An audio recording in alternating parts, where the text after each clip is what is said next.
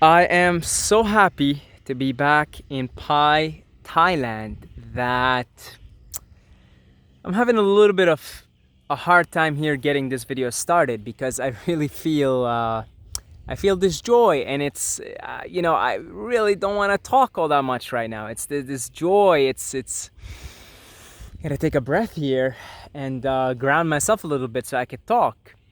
But really, I am ecstatic to be here again, absolutely full of joy. I have visited a lot of holy places here in Thailand, of religious nature, because, Thailand and Myanmar also are Buddhist countries, and so there are temples everywhere you go. And I visited some temples in Myanmar as well, which were absolutely magnificent, magnificent.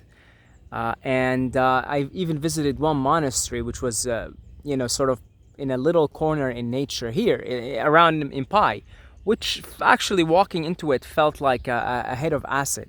Really, it really, I started crying, and it was just incredible. And that was the most special monastery that I've visited here in my stay in Southeast Asia so far. And the special thing about that particular monastery is it was really hidden in a little corner in nature, and it was just absolutely serene. All of that being said, the point that I'm trying to make here, I've also visited the holy, what do they call it in English? The holy mosque in Mecca, the holy mosque in Medina, Islamic places. I have yet to visit, popular or well renowned Hindu ashrams and temples, and I obviously will. I plan on visiting Nepal and India in my stay here in Asia. So, all of that being said, everything that I'm saying here, there is absolutely nothing in my books, in my Tao, my way, quite sacred, quite pure, quite magnificent, quite beautiful, like nature. Like I said, I have been visiting many holy places. I have visited the holiest places in Islam. I have visited some pretty damn holy places here, Buddhist holy places. And none of them can replicate for me the feeling. For me, I'm speaking on behalf of Saeed here. None of them can replicate the feeling, the sacredness, the openness, the purity, the love, the beauty, the magnificence that I feel in nature. Just nature as she is, the divine mother as she is, with her beauty, with her constant changing forms, with the constant pickering between the different life organisms. Really, with the clouds and the rain and the nighttime and the daytime and the sun and the moon, and just the beauty of the elements as they are. For me, that is the ultimate sacredness. That is the ultimate purity. I used to, back when I lived in Dundas, Ontario,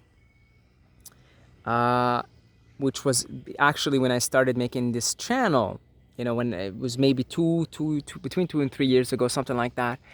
I used to go and live, frequent these beautiful woodlands around, because I was living in a conservation land. And I would constantly run into Uncle Tony. And I'll tell you a little bit about Uncle Tony. Uncle Tony is one of my favorite people in the world. He's a grandpa. He's 70 years old, but you would never tell. I was very surprised when he told me that he's a grandpa, because I thought he was just, maybe in his 50s, early 50s. So I thought, he's still a dad. Maybe he's got a little grandchild, but he turns out he's got a lot of grandchildren because he was in his 70s. So he didn't look like it. Definitely didn't feel like it in spirit. Again, it was a shock to me that he was in his 70s. And he was Italian, and he spoke with this heavy Italian American accent, and he was just hilarious, funny, and we spoke about many different things. We spoke about The Sopranos and all the mob movies, but we also spoke about some very deep spiritual matters. So every time I met him, he'd be doing his walking in the hiking trails, I'd be doing my hiking trails. It was at least a 40-minute conversation. So Uncle Tony told me that when people ask him, do you go to the church? He says, yes, I do. And when they ask him, what church do you go to? He says, I go to the conservation land. I go to nature. It's right around my house. And he would sort of try to explain to them, understandably, that that the people who ask him won't understand that this is church. That nature is church. This is it. This is the church. This is the monastery. This is the temple. This is the mosque. This is it. This is it. And I completely resonated with that, because it feels to me the same way. And I do understand that, there's unimaginable sacredness that people find in holy places that are sort of, based on certain religion or certain tradition. I get it. I know my dad, when he goes to the mosque, that's his escape, that's his refuge. So I totally get it. I'm literally speaking on the behalf of me and Uncle Tony, okay? But I totally resonated with that. I totally felt that this is also my church, that I thought when I came here that I'd frequent monasteries a lot, but I frequent nature. This is my church. This is my monastery. This is it. This is the sacred church, the holy mosque. This is it. This is it. It's wonderful. And I got back to Pi last night, and I was so tired, so tired. And I was laughing, and I was just feeling ecstasy and love. And I woke up today, I'm still feeling tired, but I got on the bike, I started driving in these country roads, just observing nature, and I feel this energy rising again. It's unbelievable. Really, it's unbelievable. Nature is wonderful. The Divine Mother is wonderful. Creation as is really is a beautiful, beautiful, beautiful thing. So, all that was simply a weird way of introducing the topic that I would like to talk about here. So, in this sacred church, I begin to receive messages, So I sort of received the message this morning. So it's a theory. I mean, I don't know who's whispering these theories and who's responsible for this madness, but the theory is and I'd like to claim credit to it. It's called the one question. No, sorry. It's called the universal question, infinite answers theory. Okay, so let's lay down the theory here. The universal question is, how can I find fulfillment? How could I be fulfilled? How could I be, some people will refer to it as happiness. Some people refer to it as joy. I'm not going to get into the semantics of it, but let's say the universal question that everybody asks, how can I be fulfilled? How can I be happy? How can I be, some will say, how can I be enlightened? Some will say, how can I be joyful? Some will say, how can I be fulfilled? Some will say, how can I be happy? It's the same question. It's a universal question. And everybody wants that. So when you find yourself going to your favorite restaurant to pick your favorite meal, it's because you want to be fulfilled. You want to be happy. You want to be fulfilled. You're looking for some fulfillment, and you eat the meal and you feel fulfilled after the meal, right? When you are frequenting places like this, like I am, and spending time in them, just contemplating the beauty and contemplating the beauty, really, and the awe of it all, you're also seeking fulfillment. I am seeking fulfillment. So I come to this church, this is my church, and I'm seeking fulfillment, just like somebody going to a mosque or a monastery seeking fulfillment. So it seems that all human actions are in pursuit of happiness, and it's no surprise to me that that is one of it's in the American Constitution, right?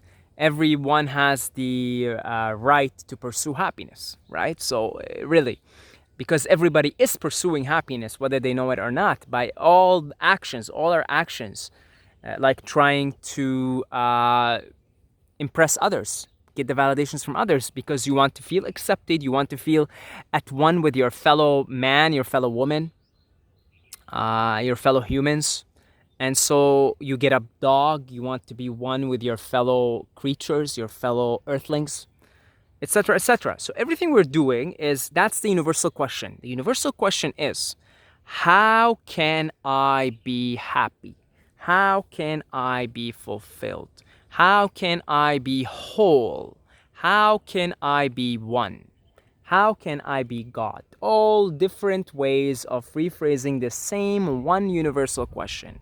So therefore, that's the first part of the theory, of this theory that, again, I'm taking credit for it in this plane of existence, although it has been revealed to me through other planes of consciousness. And these kinds of things happen here once you go to your favorite place, then you begin to receive revelations like that.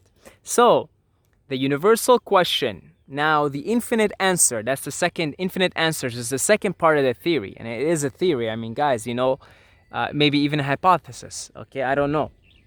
I'm calling it a theory. Is infinite answers. So the way you answer that question is infinite answers because there are an infinite ways of reaching that place of fulfillment. Literally infinite, because reality is infinite. So infinity is only capable of perceiving, of playing out a game that is also infinite. So there are an infinite number of ways to climb the mountain. There are an infinite number of ways to reach the light. There are an infinite number of ways to feel fulfilled, to feel happy, to feel joyful, to become enlightened, to become realized, self-realized, to become it. Infinite number of ways. Infinite. So, for somebody, and that comes to the concept of the Tao, of honoring the Tao. So the individual Tao of each manifestation of God is what makes the collective Tao. So for example, let's take me for an example. Saeed, that's the Arabic, Saeed. Saeed has his own Tao, an individual Tao, which he must honor if he is to reach his highest excitement, his highest fulfillment, and his enlightenment and fulfillment, his joy, his highest joy, his true self, his true identity. He's got a particular Tao that he must learn how to attune to and follow and honor. Okay? So, and you learn about that as you go along experiencing in life. You see? So, for example, part of the Tao, and the Tao means the way, by the way. So it's the Saeed's way, Part of the Tao of Saeed, at least for the present moment, is nature. He really finds his place, that inner place in him, that love, that happiness, that joy in nature. And he learns about that because he'll go to these other different places where other beings find their Tao, their way, their joy, their happiness, their fulfillment. And he doesn't feel that in himself. He doesn't feel it, which he learns then that perhaps that isn't his Tao, fully honoring that is the Tao of other beings. Which is why I said earlier that I'm speaking on the behalf of Saeed and Uncle Tony, since Uncle Tony revealed to Saeed that that's exactly what he is feeling, how he perceives nature. And, in not so many words, Uncle Tony was saying that is also Uncle Tony's Tao. You see? I'm sure for a lot of you guys, watching this, maybe half of you feel the same way also. And I've seen it, I've visited many holy places that are, again, like religious holy places. And I just didn't feel it. I did not feel it. I did not feel like this is a place I want to continuously come back to. It doesn't look like it's part of Saeed's Tao. But then here, it's like I come here every day, and it's like, it doesn't get boring. It gets more magnificent as each day goes on. So this is part of Saeed's way, Saeed's Tao. And so if Saeed wants to, fulfill his potential and become the joy, become the Brahman, become God, he's well advised to keep following that Dao. Continue to go on the path, Said's path, because that serves the common collective Dao. Because if Said is joyful, then anything that comes in contact with Said is going to feel that joy and is going to inspire the individual, that particular manifestation, to also honor their own way, their own Tao, however that is. And so hence the theory of one universal question, infinite number of answers. So the universal question we already addressed, how can I be fulfilled? The answer is there is no answer, because there are an infinite number of answers. And you see, this is the tendency that happens. It's a very strong tendency. So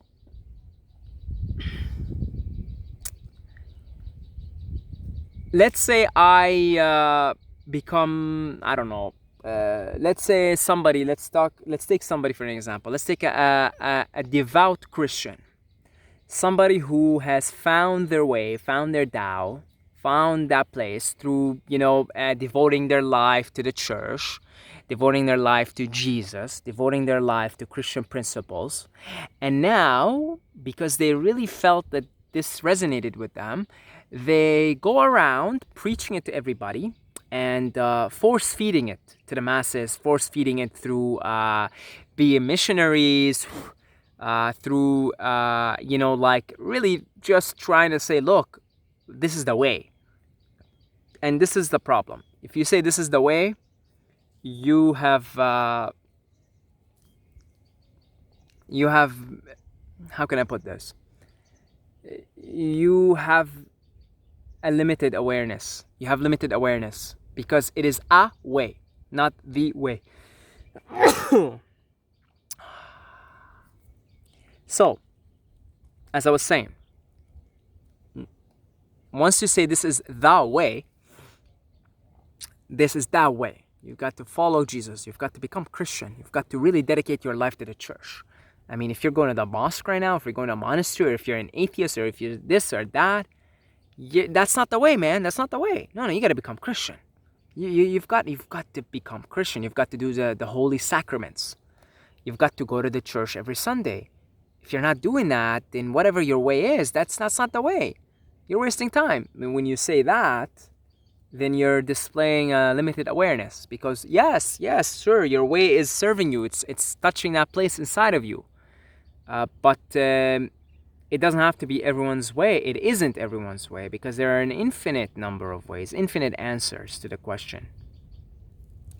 And so you could extrapolate that and take it and see how easily one can get dogmatic about their way. It's all over the place. Hence religious wars since the dawn of time, since the beginning of religions and institutions.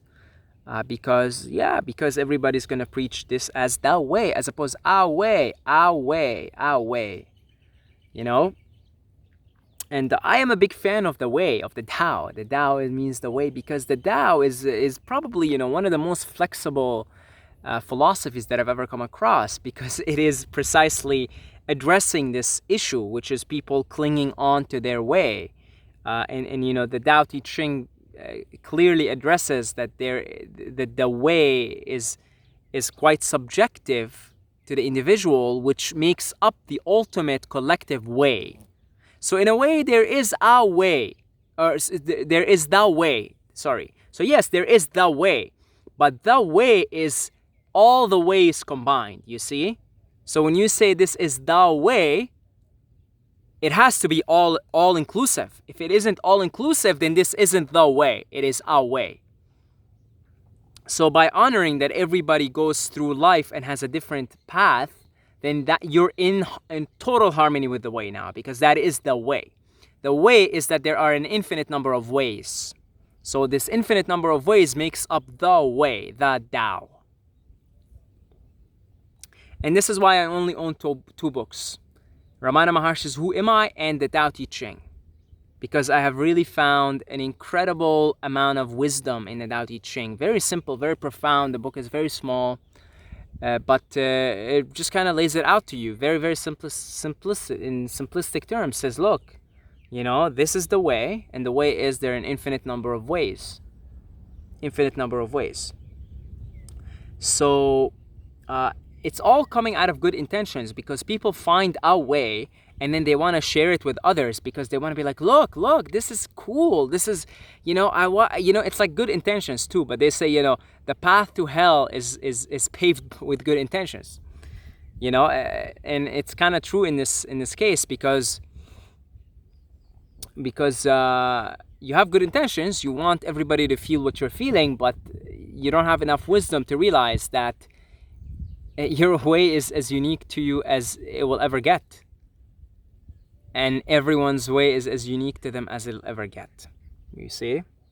I went to a 10-day Vipassana meditation retreat. I only did 5. I got out. It wasn't the way for me. It wasn't the Tao. It just wasn't in Saeed's Tao. Now sitting here just for a mere, this is a 21-minute video right now. Been here maybe 10 minutes before, about 30 minutes. Sitting here for 30 minutes has already done more, has already served Saeed in so many ways, consciously and subconsciously, than 5 days of meditation in a retreat. Really, because this is Saeed's way. Therefore, things happen very smoothly and spontaneously and easily. It's all easy, because when you're in harmony with the way, it's like everything is easy. When an athlete is in total flow, they tell you, I wasn't there. It was just happening. Like Kobe. Kobe scores 81 points against the Raptors, I believe. And then they say, how did you do it? He said, I wasn't there. I didn't even know how. Everything I was shooting was going in. It's because it's his way. He found his way in that moment, and everything was just flowing easily. So it's about finding your way, finding your Tao, finding the path, and honoring it, and just honor it. Honor it. Completely honor it. No hesitation, no apology. That's another thing. Don't apologize for following your way, following your Tao. It is your Tao. Some people might come along and say, well, you do it that way, or you want to try that, or, try my way, or right? But if you're so certain that this is your way, and you learn about yourself by going through life experiences, then that's it. That's your way. That's your way. You don't have to do anything but your way, and it's unique. It's completely unique to you. Your way, your Tao, is completely unique to you. So the message here is honor. Oh, there's a lot of wasps in here. Honor your way, honor your Tao, and you will find joy, you will find fulfillment, you will find happiness. And that is, folks, the premise of the magnificent theory that I just laid down to you. This magnificent, grandiose theory of one question, one universal question, many answers theory. So thank you very much. You've all been a good audience, and I will see you in the next video.